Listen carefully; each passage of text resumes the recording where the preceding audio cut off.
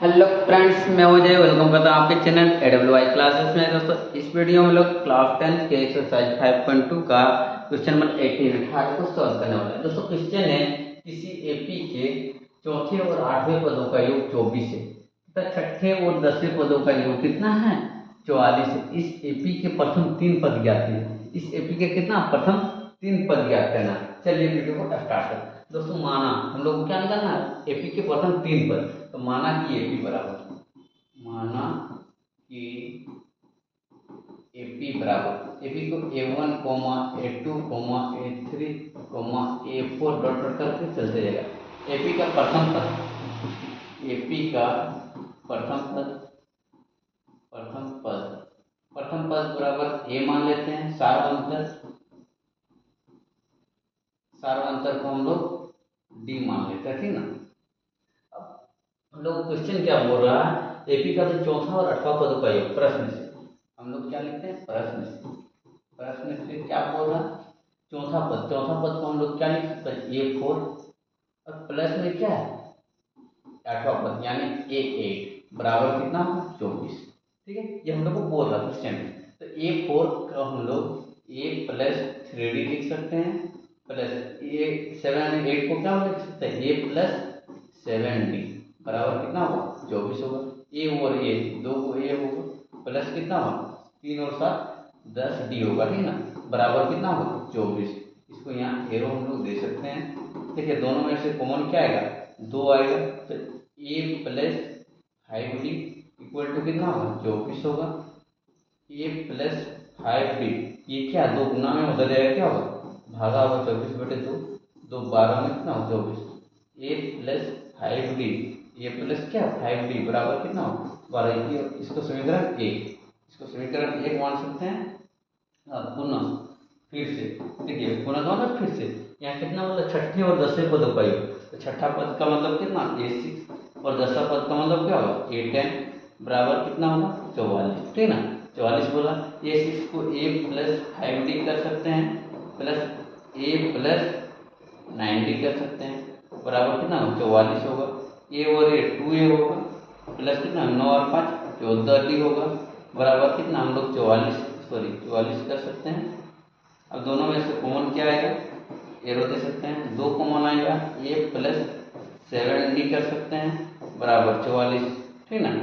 A plus 7D equal to 44 बटे कितना होगा, 2 होगा, 2 22 में कितना होगा 44।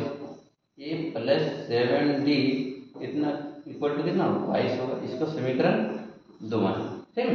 तो समीकरण 1 और 2 को जोड़ घटा करेंगे तो हम लोग डी का मान आ जाएगा ना। यहाँ लाइन लिखते हैं, समीकरण 2 में से 1 को घटाने पर, समीकरण 2 में से 1 को घटाने पर समीकरण 2 में कितना है, ए प्लस 7D, इसमें इसको माइनस कर रहे हैं कितना से, देखिए ए प्लस 5D और समीकरण के इधर कितना है, यहाँ 22 से इधर कितना 12, तो 22 माइनस 12 कितना बचा, देखिए ए प्लस 7D, ये माइनस होगा, ये माइनस कितना होगा 5D इक्वल टू कितना बचेगा, 22 में 12 जाए तो 10, ये माइनस में ये प्लस में दोनों कैंसिल हो जाएगा, साथ में 5D रहेगा तो कितना 2D बचेगा बराबर कितना 10,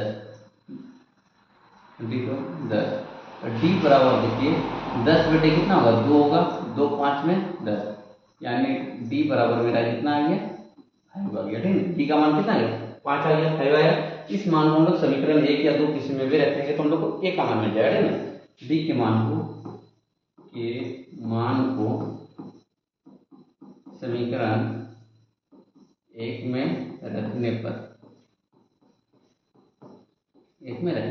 डी का मान को समीकरण ये क्या, ए प्लस 5D बराबर कितना है 12, तो ए प्लस डी के जगह क्या रखेंगे 5 रखेंगे, 5 गुना 5 बराबर ए प्लस कितना 25 बराबर कितना 12, ए बराबर कितना होगा 12, ये प्लस तो उधर क्या होगा माइनस होगा। अब ए बराबर कितना -13 बचेगा, ठीक ना। यानी ए का वैल्यू कितना आ गया -13, ठीक ना। अब एपी के प्रथम 3 पद क्या होगा, अतः इधर लिखते हैं, फिर से लिखते हैं, अतः एपी के प्रथम तीन पद बराबर कितना होगा, A1, A2, A3 होगा।